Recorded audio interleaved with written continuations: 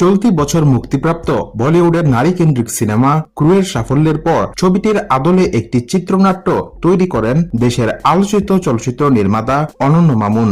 Screw দেখে অনুপ্রাণিত হয়ে দেশে সিনেমা নির্মাণের স্বপ্ন দেখলেও তাকে আশাহত করেন দেশীয় চলচ্চিত্রের একাধিক তারকা নায়িকা। মামুন 4 নায়িকা নিয়ে সিনেমাটি নির্মাণের স্বপ্ন বুনেছিলেন।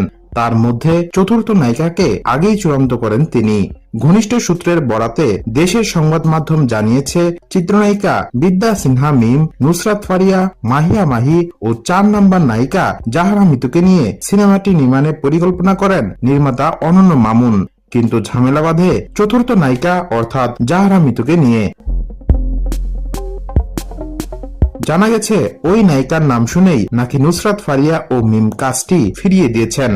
আগেই চূড়ান্ত হওয়া মিতুর সঙ্গে নাকি স্ক্রিন শেয়ার করতে আপত্তি রয়েছে তাদের।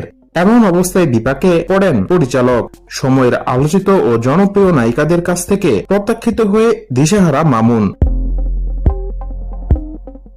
জানা গেছে, ক্রুর আদলে বিগ বাজেটের সিনেমাটি ভারত ও বাংলাদেশ যৌথ প্রযোজনায় নির্মাণের পরিকল্পনা করেন পরিচালক মামুন। কলকাতা ও বাংলাদেশে 2টি প্রযোজনা প্রতিষ্ঠানের এতে অর্থলগ্নির পরিকল্পনাও ছিল।